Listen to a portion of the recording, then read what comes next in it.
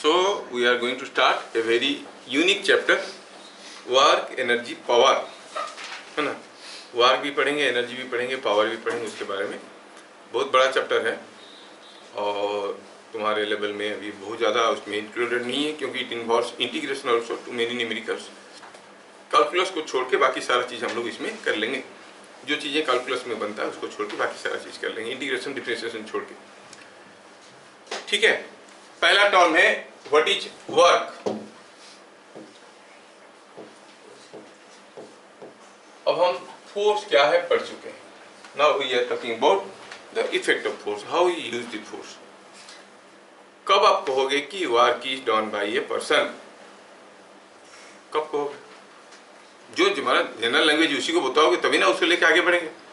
मैं तो स्टार्ट करूंगा, तुमको क्या मालूम है, फिर इसी को फैला के बढ़ाऊंगा ऊपर। When you say someone is doing work, suppose I hold the pen, a heavy weight in my hand, I stand like this. Am I doing work? लोग तो बोलते हैं बहुत मेहनत कर रहा है, कब से पकड़ के रहा है, बोलते हैं ना। लेकिन मैं कोई वर्क कर रहा हूँ क्या? नहीं। क्यों? हाँ, तो मतलब थोड़ा थोड़ा कुछ मालूम है ना। That's what I want to know. तो वर्क कब हुआ हम कहते हैं? When a force is acting on a body and point of application of force is displaced. समझ में आया? तो पहला डेफिनेशन लिखेंगे, work is said to be done by a force if point of application of force is displaced.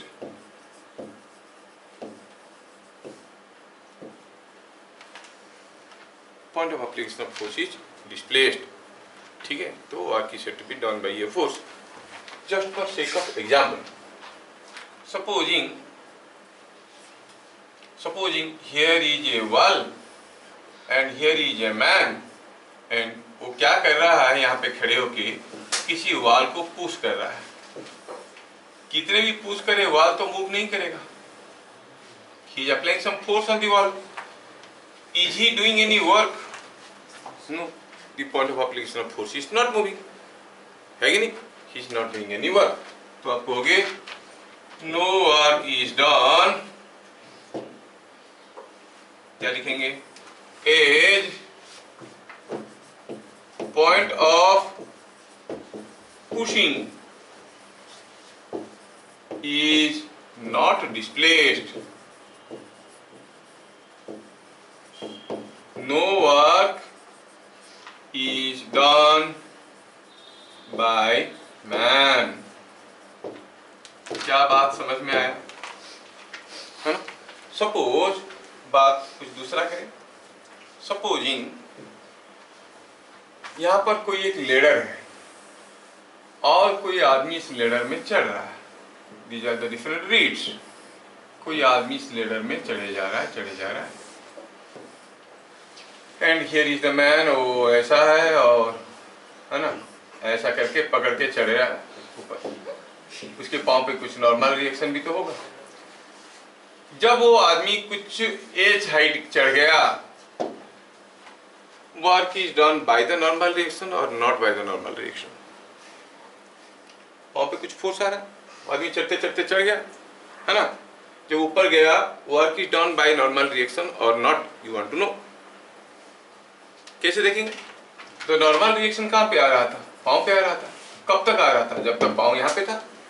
जैसे वो पाँव को उठाएगा, जब तक फोर्स था तब तक point of application of force का डिस्प्लेसमेंट हुआ था क्या? नहीं। तो जब तक फोर्स था तब तक कोई वर्क नहीं हुआ। जब वो पाँव उठाया ऊपर जाने के लिए तो फोर्स गए। तो फोर्स और डिस्प्लेसमेंट आर नॉट को एग्जिस्टिंग। मैं क्यों बता रहा हूँ? आगे चल के हम लोग एक इंटरेस्टिंग थ्योरम पढ़ने वाले हैं जिसको वर्क एनर्जी थ्योरम कहेंगे। Total work done by all forces on a body is equal to gain in kinetic energy. तो जब ये यहाँ से यहाँ तक गया, इसके ऊपर जितने फोर्स आ रहे थे सारे फोर्स कितना कितना वार किए निकालो, सबको जोड़ोगे तो उसका काइनेटिक एनर्जी मिलेगा। तो नॉर्मल रिएक्शन भी एक फोर्स होके आ जाएगा उसके सामने। तो हम क्या कहेंगे, when this man climbs A height h, warden bye normal reaction is 0, क्योंकि जब तक फोर्स था point of application of force move नहीं किया। ध्यान रहे, this is a very important point which usually people miss, that is the displacement of point of application of force. इसको usually लोग मिस कर जाते हैं, और किसी भी बुक में, सब बुक में लिखा है, कुछ कुछ बुक में, लेकिन हाईलाइट नहीं किया इसका सिग्निफिकेंस को। You must understand the significance of this. क्या है? When man climbs to a height h,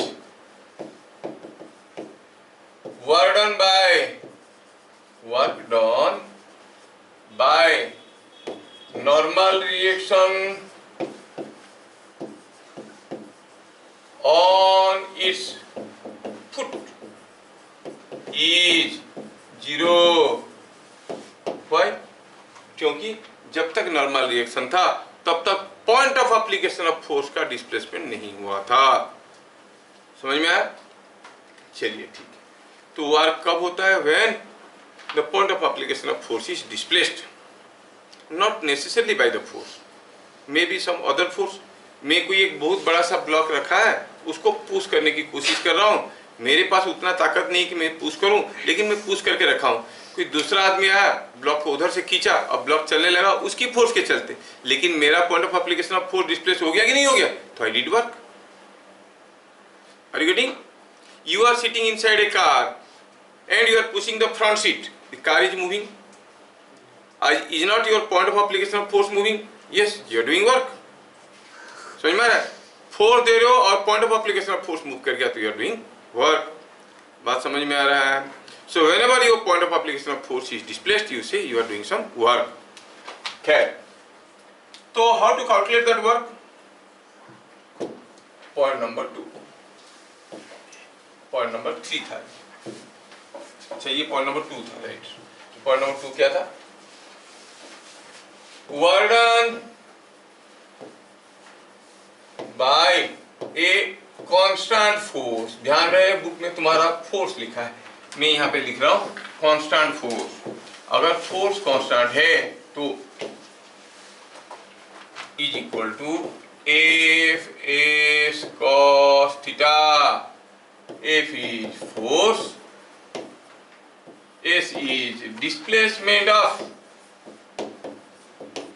point of application of force, and theta is angle between F, vector F and vector S। समझ में आया क्या? Sir, हाँ sir खाली point ही होता है, पूरा ऑब्जेक्ट का क्यों नहीं लेते? जिस पॉइंट को पुश करो, अगर वो मूव नहीं करेगा तो तुम वर्क नहीं कर रहे हो। ऑब्जेक्ट अगर मूव कर रहा है, कोई दूसरा फोर्स होगा उसके लिए वर्क कर रहा है, तुमसे कुछ नहीं हो रहा है। समझ में आया? अब मान लो यहाँ पर एक डंडा है और ये डंडा इस पॉइंट में घूम सकता है, और इसको ऐसे घुमाएंगे, इधर से कोई पुश करेगा, इधर से कोई पुश करेगा तो ये घूमेगा। तो मान लो कि गन्ना का जूस निकल रहा है सपोज। अब तुमने क्या किया, मैं भी थोड़ा मदद करता हूँ, बोलते हैं कि यहाँ पर पुश किया, your point of application is not moved, these two persons may be doing work, but are you doing work? तो जूस में से तुमको कुछ नहीं मिलेगा, because you are not doing any work. Work is done by this people. पूरा body का motion को नहीं देखना है, किस पॉइंट में फोर्स दे रहे हैं। समझ में आ रहा है? तो फोर्स जिस पॉइंट में दे रहे हैं उस पॉइंट में उस पॉइंट का डिस्प्लेसमेंट क्या हुआ, that will decide the work done by the force. तो ये एफ एस कॉस थीटा में थीटा क्या हो गया? Angle between F and S. थोड़ा बारीकी से समझते हैं इसको। सपोज हम कहेंगे कि हियर इज ए ब्लॉक। अब ये ब्लॉक मान लेते हैं कि ये 4 kg का है, और ये ब्लॉक को कोई एक आदमी खींच रहा है विथ ए फोर्स ऑफ से 30 न्यूटन। क्या एंगल में खींच रहा है? चलो मानते हैं he is pulling it horizontally at an angle of 30 degree और 60 डिग्री। अब this block is sliding sliding on a smooth horizontal floor. ये स्मूथ फ्लोर है। जब तक ये ब्लॉक को आप खींच के यहां तक, सॉरी, जब तक ये ब्लॉक को आप खींच के यहां तक ले आओगे तो there are different forces acting on the block.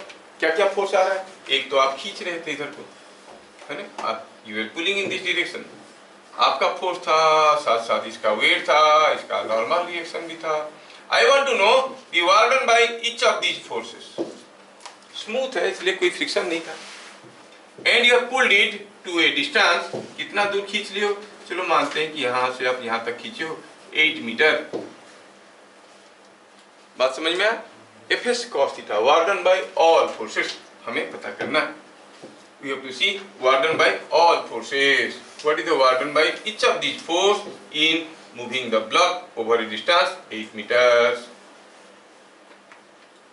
क्या बात समझ में आ रहा है? तो हम कहेंगे ऐसे, work done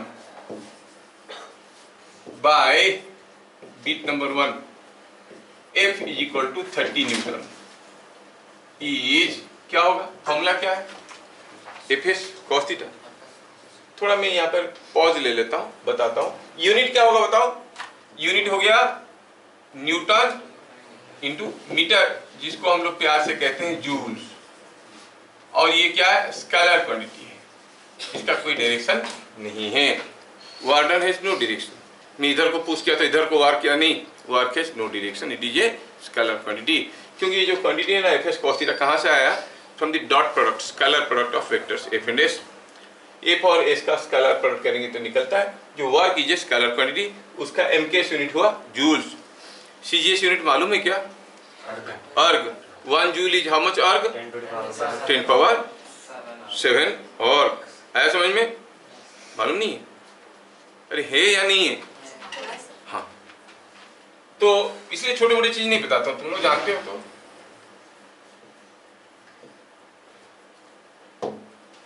ठीक है, वर्क डन बाय 30 न्यूटन कितना होगा? फॉर्मूला लगाओ, 30 into S.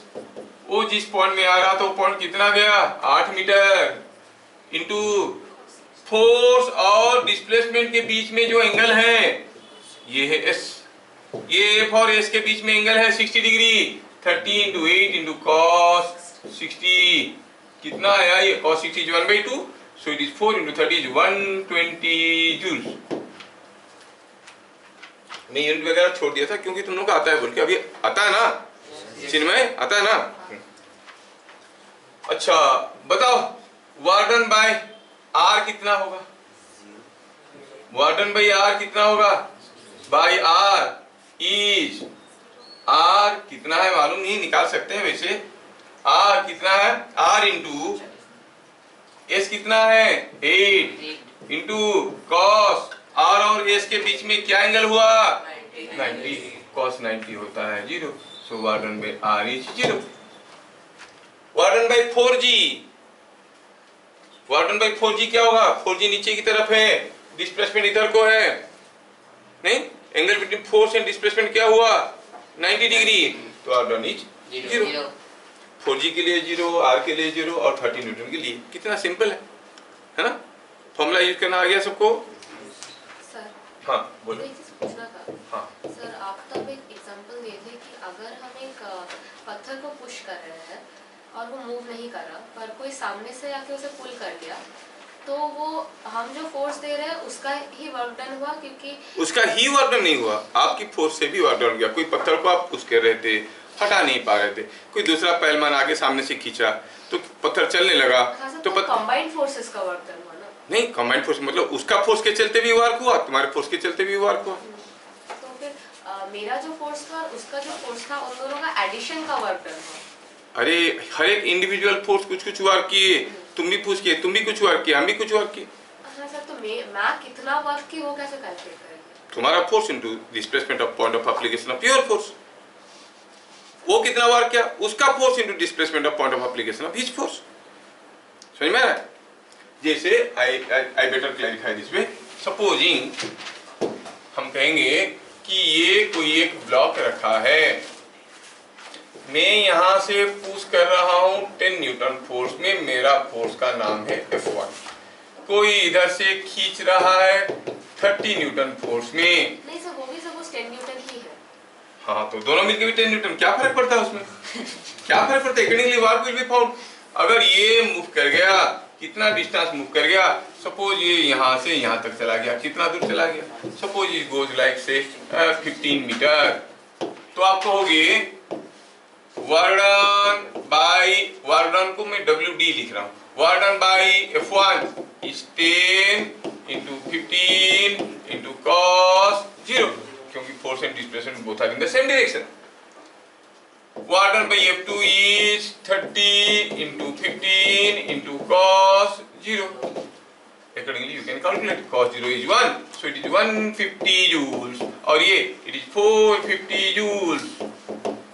Total work done on the body is work being a scalar quantity. This plus this. समझ में आया? हो सकता है कि तुम्हारा 10 न्यूटन फोर्स से तुम उसको ढकेल नहीं सकते, लेकिन ये ब्लॉक मान लो कहीं पहले से स्लाइड करके आ रहा था, जब तुम्हारे बगल से गुजरा तुमने फोर्स लगा दिया, वो तो ऑलरेडी चल रहा था इसलिए चलते गया कुछ दूर, so you did some work. समझ में आ रहा है क्या? वर्क तो तब होगा जब point of application of force is displaced. समझ में आया क्या? अच्छा, पॉइंट नंबर 3 में देखेंगे। ये पॉइंट नंबर 3 था क्या? हाँ 3 था। हम अभी भी देखें कि work done by a force is Fs cos theta. अब थीटा का वैल्यू 0 से 180 के बीच में कुछ भी हो सकता है। Accordingly up to 90 cos theta का वैल्यू होता है पॉजिटिव, 90 से 180 cos थीटा का वैल्यू होता है नेगेटिव, है ना? मतलब वर्क डन जो निकालेंगे वो पॉजिटिव भी हो सकता है, नेगेटिव भी हो सकता है। पॉजिटिव होगा तो क्या मतलब है, नेगेटिव होगा तो क्या मतलब है? If it is positive implies, statement क्या था फिर से याद करो, यहाँ पर और एक इंपोर्टेंट कीवर्ड छुपा हुआ है। क्या है? Work done by a force. Positive आया तो work is done by the force, negative आया तो work is done against the force. समझ में आया क्या? कोई ब्लॉक जा रहा था, तुम पीछे से गए और धक्का मार दिया, गाड़ी जा रहा था पीछे से धक्का मार दी, तो योर फोर्स का point of application is displaced in the direction of your force, you did some work on the vehicle, क्योंकि पीछे से मारे। गाड़ी आ रहा है, आप उसको आगे से रोकने की कोशिश कर रहे हो, रोक नहीं पा रहे हो, ढकेलते हुए तुमको ले रहा है, तो तुम्हारा फोर्स का पॉइंट ऑफ एप्लीकेशन डिस्प्लेस हो रहा है किस डायरेक्शन में? उल्टे डायरेक्शन में। Work is not done by you, whether it is done against your force. क्या मेरी बात समझ में आ रहा है?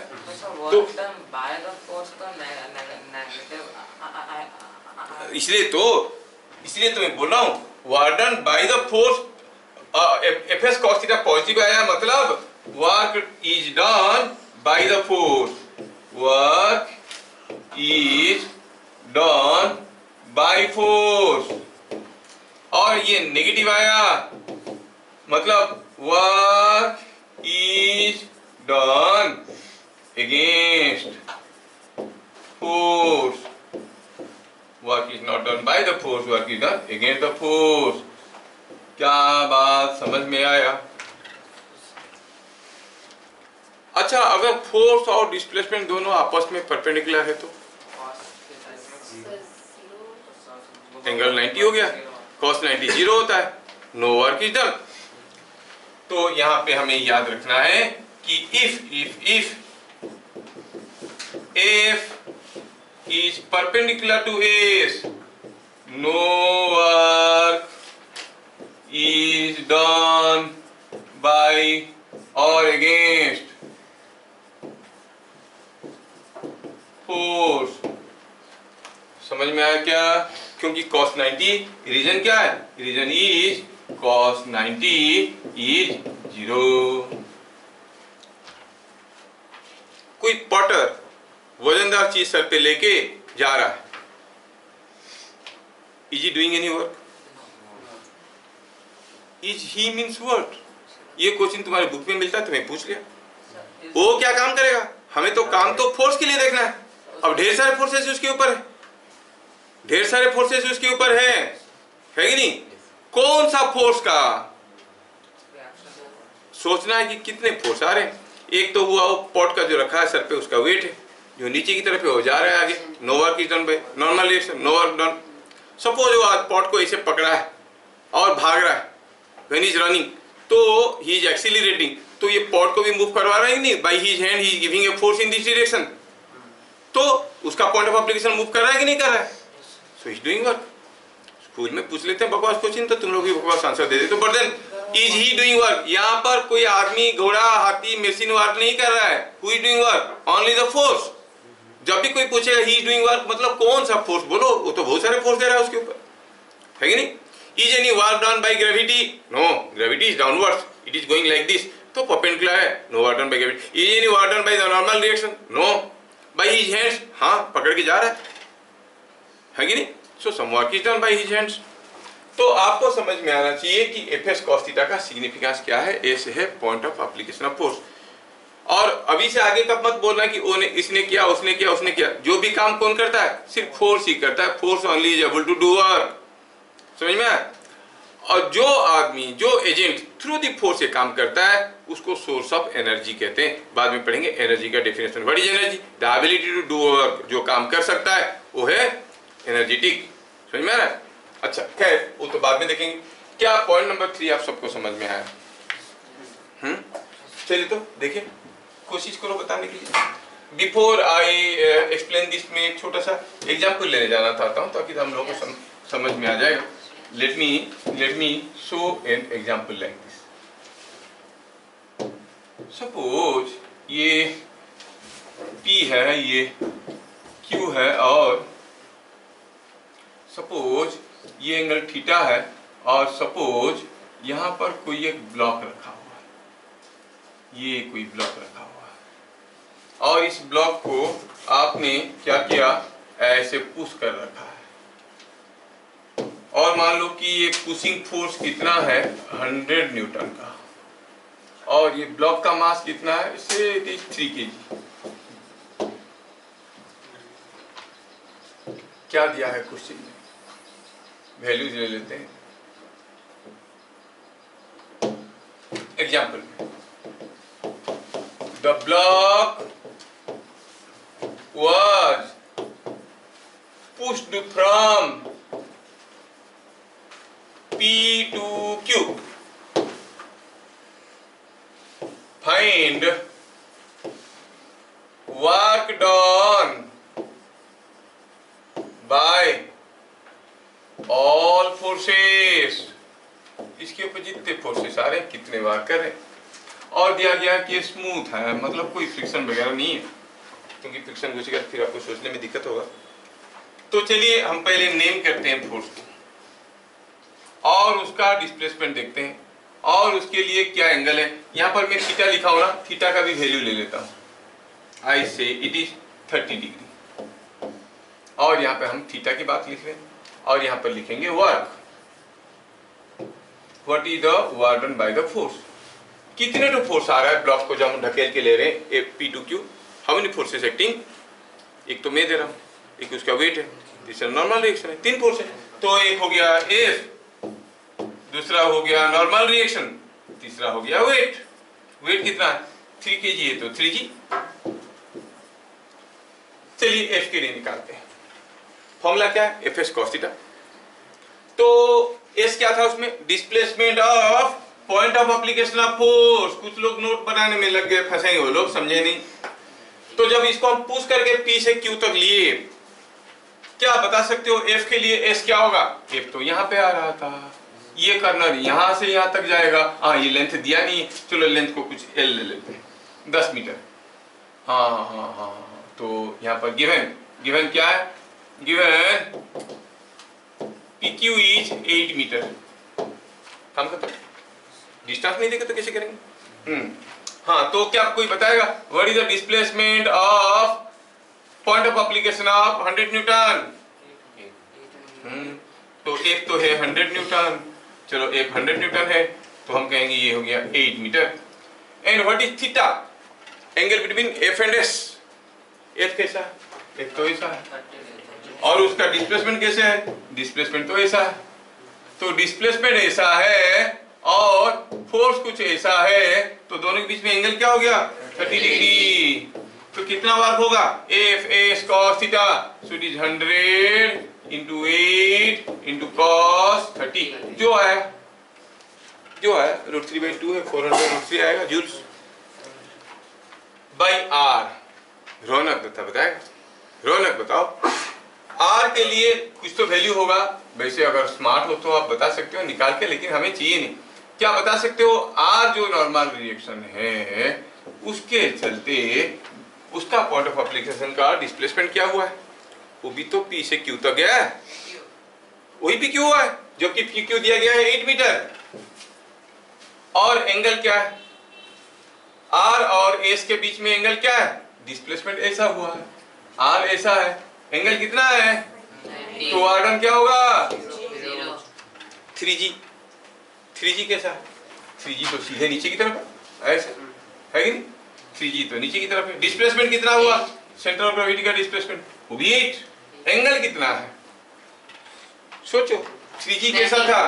3G ऐसा था, S ऐसा था, ये एंगल 30 था, तो पूरा एंगल कितना हो गया? 90 + 30 दैट इज 120। समझ में आ रहा है क्या? So it is coming out to be 120। Angle is 120 और वार्डन हो जाएगा 3G मतलब 30 × 8 × cos 120। मालूम नहीं है तो याद कर लो, cos 120 का वैल्यू -1/2 होता है, मतलब दिस क्वांटिटी इज नेगेटिव। समझ में आ रहा ना? तो देखो तो work is done by F, no work is done by R, work is done by 3G और अगेंस्ट 3G, क्योंकि फोर्स नीचे की तरफ था, ये चढ़ रहा था ऊपर। डिस्प्लेसमेंट कैसे हो रहा था? फोर्स के उल्टे डायरेक्शन में जा रहा था, फोर्स था नीचे की तरफ, बॉडी जा रहा था ऊपर की तरफ। क्या बात समझ में आया? मैं आपको दूसरा एग्जांपल देना चाहूंगा। सपोज हम कहेंगे यहाँ पे कोई एक डंडा है, इस डंडे को अगर मैं यहाँ पे कहीं पुश करता हूँ, हो सकता है कि डंडा will go something like this. डंडा अच्छा भला बनाते हैं जब हमारे पास प्रोविजन है बनाने के लिए, अच्छी वाली डंडा। ये डंडे को अगर हम बीच से पुश करते तो शायद ये डंडा कुछ ऐसे जाता। इंस्टेड मैं क्या करता हूँ, इस डंडे को बीच से पुश करने की जगह मैं क्या करता हूँ, कुछ यहाँ से पुश करता हूँ। डू यू फील द डंडा विल गो लाइक दिस? ये तो नहीं, ये तो ऐसे टेढ़ा हो जाएगा। सबको समझ में आ रहा है? अब हमें देखना है कि डंडा कुछ घूम के ऐसा पोजीशन में आ गया। कैसा पोजीशन में? थोड़ा घुमा के दिखाते हैं। ये ऐसा पोजीशन में आ गया, डंडा comes to a position like this. क्या बात समझ में आया? डंडा has gone to a new position by pushing. अभी ये जो फोर्स था वो F था, मुझे work done by the force निकालना है, तो मुझे Fs cos थीटा करना पड़ेगा। नहीं, Fs cos थीटा करना पड़ेगा। लेकिन मैं देख रहा हूं कि यहाँ पर हर एक पॉइंट का डिस्प्लेसमेंट अलग अलग है। ये पॉइंट का डिस्प्लेसमेंट ये है, यहाँ का डिस्प्लेसमेंट ये है, मिड पॉइंट का डिस्प्लेसमेंट ये है, ये हर पॉइंट का डिस्प्लेसमेंट आपको अलग अलग दिख रहा है कि नहीं? तो अभी अगर आपको निकालना है work done by the force, तो मुझे कौन सा डिस्प्लेसमेंट को कंसीडर करना चाहिए? Point of application of force. तो यहां पर क्या कहेंगे? Work done by F is equal to F S4 cos theta, उनके बीच में जो एंगल है। क्या बात समझ में आ रहा है? ये हुआ।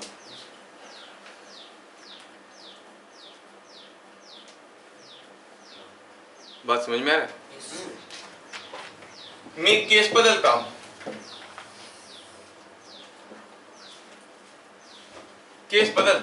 Late me take another case.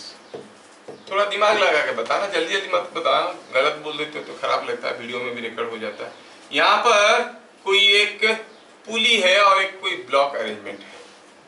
अब ये यहाँ पे कोई एक फोर्स इसको खींचने लगा F1, और I make a similar arrangement again somewhere here।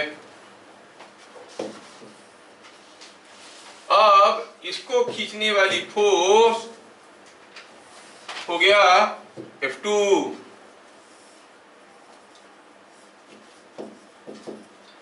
लेकिन ये एंगल दिया है 45 डिग्री, और ये एंगल दिया है 60 डिग्री। ठीक है, अब हुआ यूं है कि ये ब्लॉक यहाँ पे जमीन पे रखा हुआ था, अब खींच के ये इसको उठाया H, तो ये भी इसको उठाया H। क्वेश्चन समझ में आया? ये मास था M का, अरे M हिल रहा है, हिलता डुलता M, हाँ M ऐसा है, M ऐसा है। तो क्वेश्चन क्या है? क्वेश्चन को पहले ढंग से समझे। कट एंड पेस्ट करेंगे, कट कहाँ है? कट तो नहीं, copy.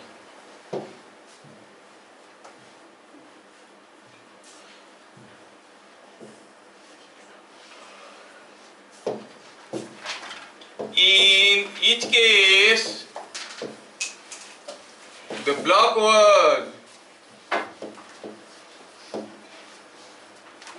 pulled up to a height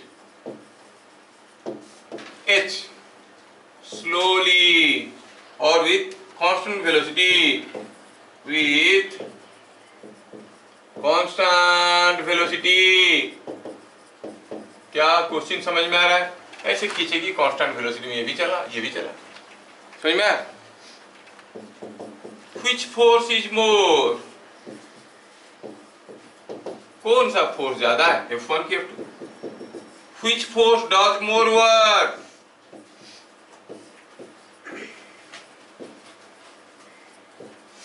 क्या क्वेश्चन आपको समझ में आया?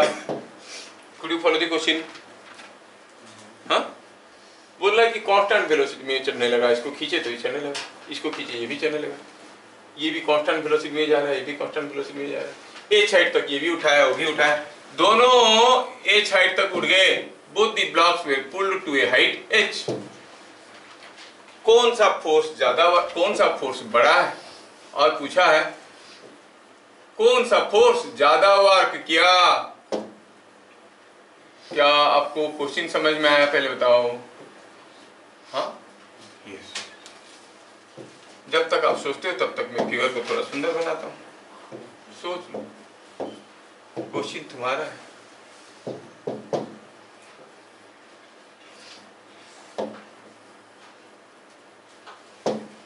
कौन सा फोर्स बड़ा है?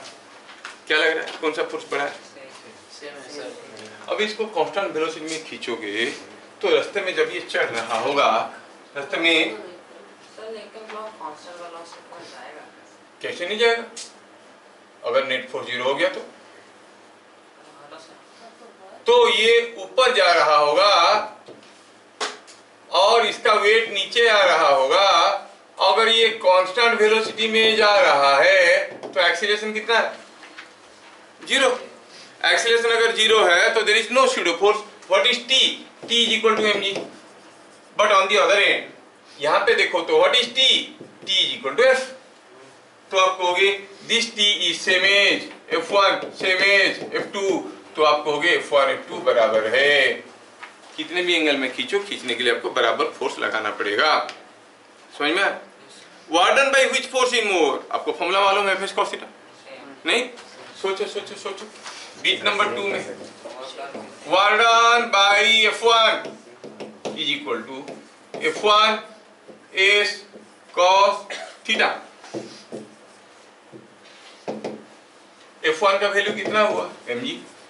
डिस्प्लेसमेंट कितना हुआ? S कितना हुआ? h मीटर गया ना, सो it is mg into h cos angle between F and S।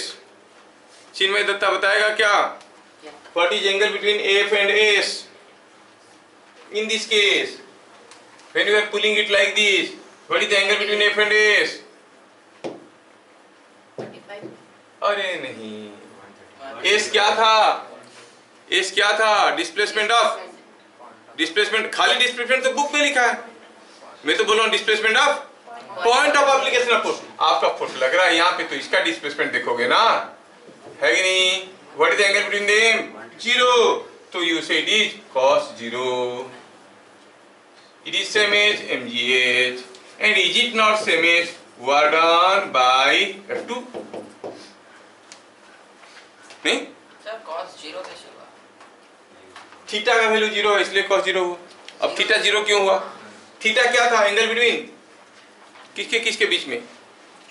Displacement और फोर्स अप्लाइड। किसका displacement? Displacement of point of application. You are correct. Now you see, तब आप यहाँ पे फोर्स लगा रहे हो तो इसका डिस्प्लेसमेंट देखो, जैसे खींचोगे ये पॉइंट किधर जाएगा? इधर तो जाएगा।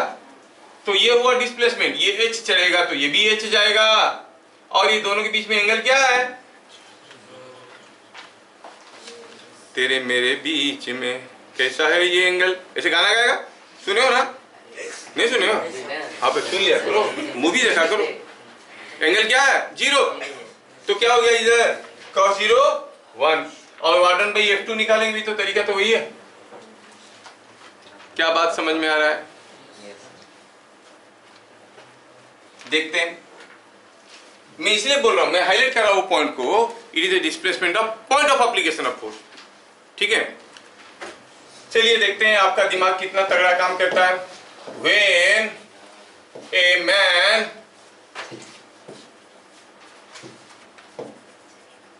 is working, work done by frictional force is positive or negative?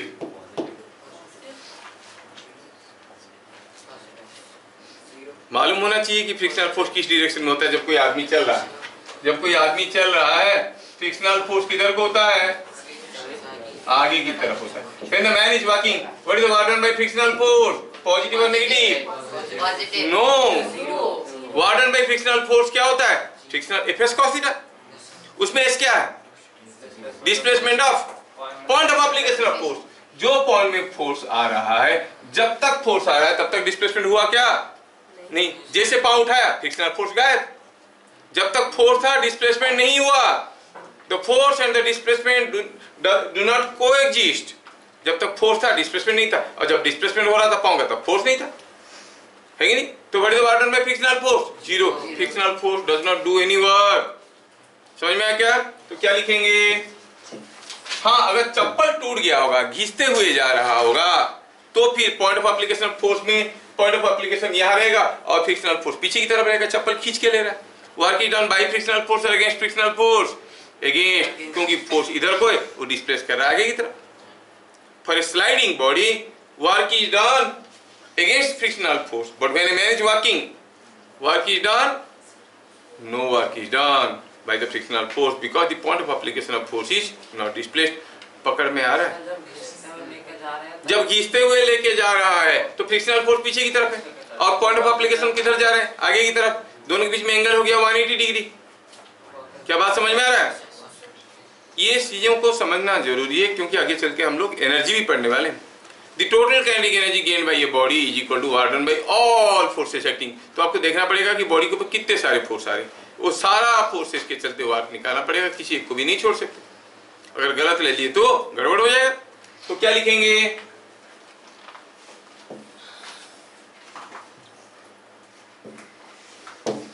as long as frictional force exists, there is no displacement of point of application of force or frictional force, so no work is done. No work is done by frictional force.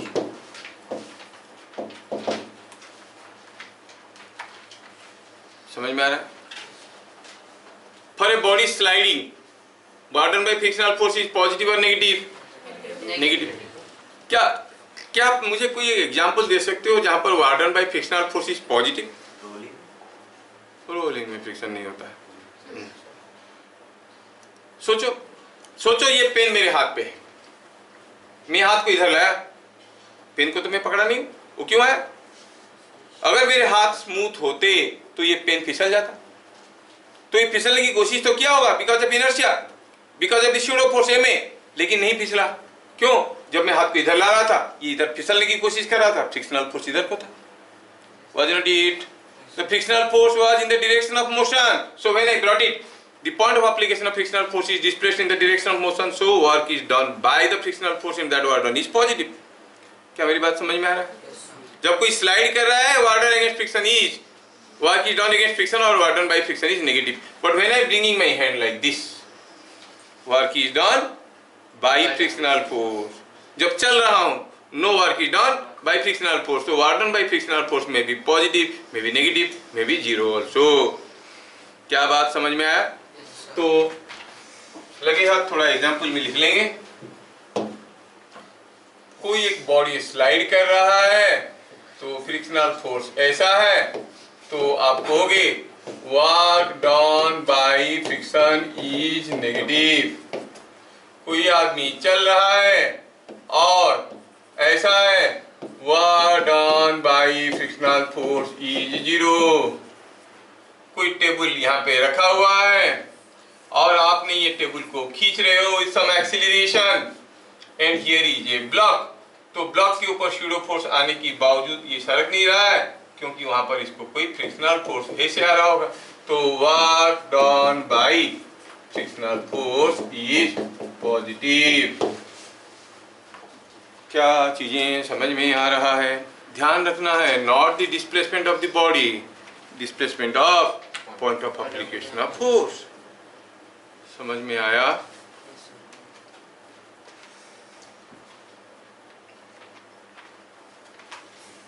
ठीक है, थोड़ा मैं case बदलता हूं।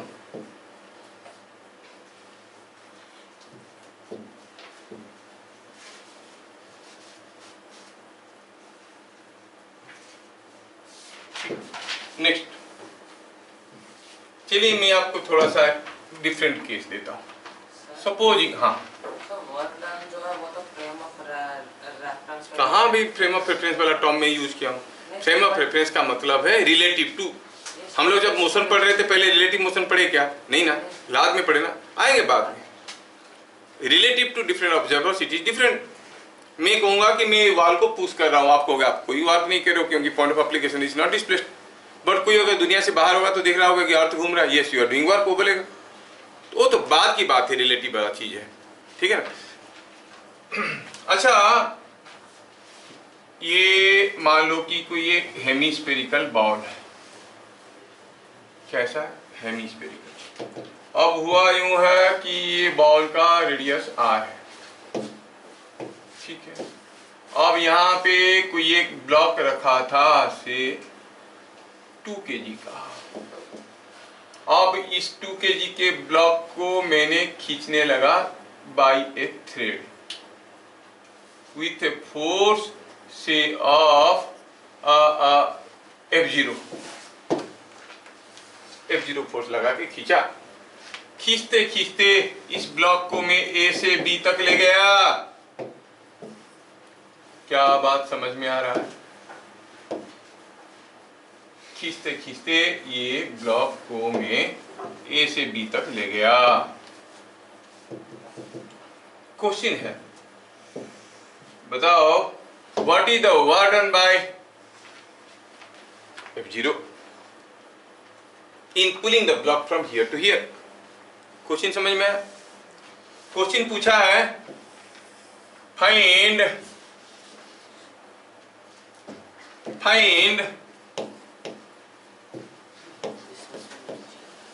work done by F0 in pulling the block from A to B। F0 ने कितना work किया? तो तरीका क्या है? Fs cos थीटा वाला। F तो दिया F0, बस S निकालना है, थीटा निकालना है। S निकालना है और थीटा निकालना है कि नहीं? चलिए कोशिश करिए। Work is given by Fs cos theta. F के जगह क्या डालेंगे? F0। S क्या है? Displacement of Displacement of point of application. Point of application of force. Point of application of force, जब आप इसको खींच के यहां से यहां तक ले जाओगे, F0 जिस पॉइंट में आ रहा है वो कितना आगे जाएगा, देखो कितना आगे जाएगा। ये ऐसा था और ये ऐसा था, ये R था, ये R था, तो ये कितना था √2R, तो ये कितना निकल जाएगा बाहर, सो S इज √2R हुआ। cos थीटा, थीटा मतलब angle between F and S, क्या है F भी ऐसा है, S भी तो ऐसा है, इसको क्यों देख रहे हो, point of application of force को देखो, ये तो इधर गया है, बात समझ में आया। तो कितना हो गया cos 0, तो वार्डन हो गया √2 टाइम्स F0R। क्या मैं समझा पा रहा हूँ हर चीज का सिग्निफिकेंस, सिंपल चीजें तो F cos थीटा हर कोई जानता है। S is displacement of point of application of force, ये समझ में आना बहुत जरूरी है। आया समझ में है? ठीक है, अभी थोड़ा थ्योरी को और आगे बढ़ाते हैं, we have some time. Point number 3 में हम लोग क्या देखे थे, work done by the force was ये 1, ये था 2 और ये था 3 में क्या था, it is F cos theta positive and negative. Now we go to point number 4। ये तो सब हो गया, अच्छा ये बीच में कहाँ जाएगा, अच्छा ठीक है। पॉइंट नंबर 4 हम देखें कि work done is F cos theta, और हम कन्विंस्ड है कि यही है फॉर्मूला, ठीक है। सपोजिंग हम कहेंगे कि कोई एक ब्लॉक है, ये ब्लॉक है जिसको आप खींच रहे हो, किधर को, इधर को खींच रहे हो विथ सम फोर्स F, और पता चला ये ब्लॉक आगे निकल गया बाय डिस्टेंस S। कोई पूछेगा what is the work done by the force, तो आप कहोगे work done by the force is F cos theta, है कि नहीं, यही तो फॉर्मूला है। F cos थीटा आपको मालूम है, कोई नई चीज नहीं बताया। अभी थोड़ा ध्यान से अगर देखेंगे हम, ये अगर S है, ये अगर थीटा है, what is the component of S in the direction of force. S का कंपोनेंट किसी भी डायरेक्शन में निकालो, कोई भी वेक्टर का S cos थीटा हुआ। Component of A vector in any direction कैसे निकालते हैं, draw perpendicular from here, whatever length you get here, that is the component of S in this direction, and what is that component called, S cos theta। तो आप इसको कह सकते हो F cos theta into S और S cos theta into F, दोनों तरीके से कह सकते हो। क्या मेरी बात समझ में आ रहा है? S cos theta into F कहेंगे तो हम कहेंगे it is same as F into component of S in direction of F, ऐसे कह सकते हैं। ये S cos थीटा क्या है, component of S in the direction of F, मतलब force into displacement in the direction of force. Component of displacement in the direction of force is otherwise called displacement in the direction of force. वैसे क्या देख रहे हो, समझ में आ रहा है कि नहीं आ रहा है? आ रहा है ना। इसको ऐसे भी तो लिख सकते हैं, S into component of F in direction of S, ऐसा भी तो कह सकते हैं, it is F cos theta into S। Are you getting? समझ में आ रहा है? चलता नहीं है, स्टैटिक है, fixed. You always need an external force। ठीक है। क्या होता है? वो आवाज करता है इसलिए। क्या मेरी बात समझ में आया? दोनों फॉर्मूले समझ में आया, दोनों स्टेटमेंट समझ में आया? ये मेरे को एक बार एसी को 3 बार एसी तो और नहीं तू तो एसी को ही देख। अब ठीक है, अब मेरे को देख। तो ये जो फॉर्मूला है देखो, इसका सिग्निफिकेंस बड़ा इंपॉर्टेंट है। मैं दोनों का इंपॉर्टेंस बताता हूँ, ये दोनों स्टेटमेंट का इंपॉर्टेंस बताता हूँ, कितना आसान हो जाएगा कैलकुलेशन। फॉर एग्जाम्पल मैं लेता हूँ ऐसा, इस एग्जाम्पल के साथ आज की क्लास खत्म होगा। तो ये हो गई कि इंक्लाइन प्लेन, चलो मानते हैं ऐसा, चलो मानते हैं कि दिस लेंथ इज L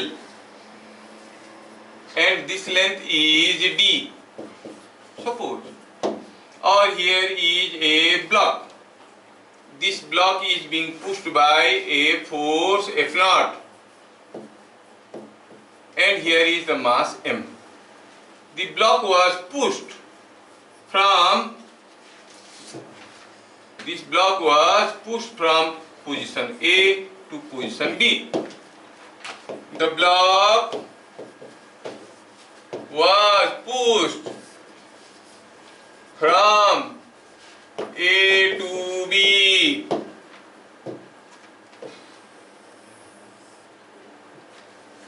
मुझे निकालना है work done by F0 and work done by mg।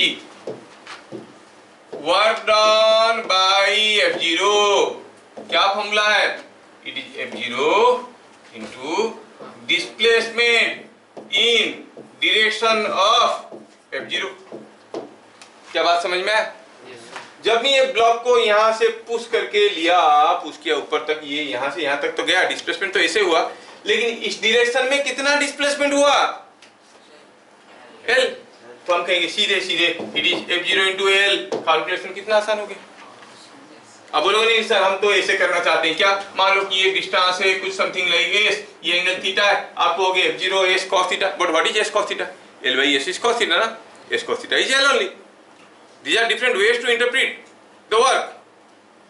क्या मेरी बात समझ में आ रहा है? आपका पुराना वाला तरीका लगाओगे तो fs cos थीटा लिखोगे, but what is L by s? L by s होता है cos theta, what is s cos theta? It is L। तो fs cos थीटा की जगह fl लिख सकते हैं। समझने की तरीका क्या हुआ? It is force into displacement in the direction of force. क्या बात समझ में आ रहा है? दिव्य ज्योति आ रहा है। वर्क डन बाय, चलो जिनको समझ में आ रहा है वो बताएंगे। Work done by mg is equal to, it is mg into displacement in the direction of force. जब वो यहां से यहां तक गया, mg कैसे था? नीचे की तरफ। नीचे की तरफ कितना गया? भाई नीचे कहां गया? तो ऊपर गया। ऊपर वो कितना गया? d। तो नीचे कितना गया? mg into minus d। Are you getting? It becomes easier to understand and interpret. Force into displacement in the direction of force। समझ में आया? कितना आसानी से निकल गया है कि नहीं? Yes sir। दूसरा एग्जांपल लेते हैं। सपोजिंग, आप लिखना चाहो तो लिख लो, आप लिख सकते हो। ज्यादा डिफिकल्ट लग रहा है क्या? नहीं sir. Are you comfortable with my teaching? Yes sir। कि थोड़ा सा स्लो होना चाहिए ऐसे? रोना क्या बोल रहा है? आर यू कंफर्टेबल रोना? Yes sir। नाउ अगला क्वेश्चन। सपोज हम कहेंगे ये कोई एक इंक्लाइन प्लेन है। इस इंक्लाइन प्लेन में मान लो ये एंगल थीटा है, ये लेंथ L है। कोई ब्लॉक स्लाइड करके नीचे आया A to B। Block slides from A to B। Work done by mg is equal to, हमारे पास दो तरीके हैं। एक हुआ force into displacement in the direction of force, और displacement into force in the direction of displacement. समझ में आ रहा है डिफरेंस क्या है? पहला वाला क्या था? Force into displacement in the direction of force क्या था? अब बोल रहे हैं कि displacement into force in the direction of displacement. अब डिस्प्लेसमेंट कैसे हो रहा है? ये ऐसा है, हम लिखेंगे इसको displacement into force in direction of displacement. Displacement कितना हुआ? यहां से यहां तक आया तो L हुआ, into what is the force in this direction? You know mg तो ये होता है, और इसका दो कंपोनेंट होते हैं, ये कितना होता है mg, तो it is l into mg sine theta. तो क्या हो गया answer, mg l sine theta. ऐसे भी इंटरप्रेट कर सकते हैं। For the work done by mg in moving the block from A to B, it is mgl sin theta। समझ में आ रहा है? अगर दूसरा वाला फॉर्मूला लगा देंगे, दूसरा वाला मतलब force into displacement in the direction of force, force into displacement in the direction of force लगा देंगे। सपोज ये डिस्टेंस h है, सपोज ये डिस्टेंस h है, सपोज। तो what is the work done by the gravity in moving the block from A to B? We say mg in the displacement in the direction of mg कितना है h, तो उसमें तो है mgh, इसमें तो है mgl sin थीटा। दोनों बराबर है क्योंकि h by l क्या है, h by l sin theta, तो h ही तो l sin थीटा है। इधर में यू कैन इंटरप्रेट, कैसे किस केस में क्या कर लोगे तुम्हारे ऊपर डिपेंड करता है। ये डाटा नहीं दिया तो ऐसे कर लेंगे, ये डाटा नहीं दिया तो उसे कर लेंगे, जो डाटा दिया उसे निकाल देंगे। क्या बात समझ में आ रहा है?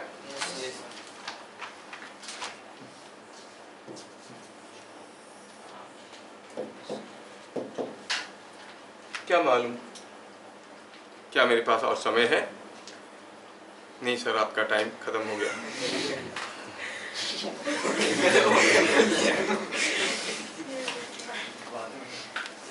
वो विक्रम बेताल देखो ना, जैसे विक्रम बोलेगा बेताल भागेगा। हैं? तुम लोग सब बेताल, क्योंकि ताल में नहीं रहते हो ना, बेताल। क्या बात समझ में आया? वर्क क्या है? Work done by a force, work is said to be done by a force when the point of application of force is displaced. Work done by a force is given by Fs cos theta, और force into displacement in the direction of force, or it is displacement into force in the direction of displacement। समझ में आया? AC is the displacement of point of application of force। तो ये सारा case हम लोगों के लिए कितना आसान हुआ। अगले क्लास हम इसके ऊपर कुछ न्यूमेरिकल्स भी देखेंगे, फिर धीरे धीरे पढ़ेंगे आगे का वेरिएबल फोर्स। अगर फोर्स कांस्टेंट नहीं है तो क्या करेंगे? तुम्हारा बुक में क्या है, फोर्स कांस्टेंट है, F लगा दी, F लगा दी, निकाल दी। अगर फोर्स कांस्टेंट नहीं है तो how to calculate the work done, सीखना है कि नहीं सीखना है? हाँ, तो वो भी देखेंगे। नहीं, कोई कैलकुलस नहीं, कैलकुलस हम नहीं पढ़ाते, क्योंकि आज पढ़ाओ कल को लॉस, वो लॉस हो जाता है ना। तो बिना कैलकुलस आज ही पढ़ाएंगे, कोई फायदा नहीं। कैलकुलस आज पढ़ाएं, कल को लॉस, है ना। नो कैलकुलस, नो इंटीग्रेशन, वही तो निराला है। नीट ग्रुप में मैं क्लास लिया हूँ तो उसमें बोला विदाउट इंटीग्रेशन का वर्क एंड पार खत्म हो गया। There is round about way to understand, if you interpret it properly, कोई इंटीग्रेशन की जरूरत नहीं है। उन लोगों का एक क्वेश्चन को करने के लिए 45 सेकंड आता है, उसमें इंटीग्रेशन करने के लिए कहाँ समय, देख के बोलो आंसर ये होगा, है ना। वो तरीका सीखना ही नहीं सीखना है, बुक में नहीं है तुम्हारा, हम बताएंगे कैसे करते हैं, ठीक है। बड़े डिफिकल्ट क्वेश्चन तुम लोग ओरली कर लोगे, ऐसे क्वेश्चन को देख के बिना पेन पेपर के कर लोगे। कोई दुनिया में माइकल लाल नहीं होगा जो इसको बिना इंटीग्रेशन या बिना कुछ कैलकुलेट किए कर दे, तुम लोग देख के बता दोगे हमसे। तो तरीका तो सीखना है, जहाँ पर हम कुछ करके दूसरों से अलग हो सकते हैं, लाखों में एक होने का जो फायदा है वो तो उठाना है। नहीं पता चला तुम आगरा गए, वहाँ पर समोसा खाए, बड़ा खाए, पकौड़ी खाए, आ गए, कोई बोला ताजमहल देखा, नहीं ताजमहल आ गए, है कि नहीं। तो मेरे पास पढ़ने आए, पता चला ये क्या, वो क्या, वो क्या। असली चीज़ तो जो सबके साथ बराबर है वो कर लिया, जो अलग है वो सीखा नहीं, तो फायदा क्या खा का है, तब से दांत से निकाले जा रहा है। निकाल रहा था, लेकिन उससे पहले कहीं दूसरी जगह से निकाल रहा था, ऐसे कर रहा था। ठीक है, फिर मिलेंगे अगले क्लास, तब तक के लिए जय हिंद।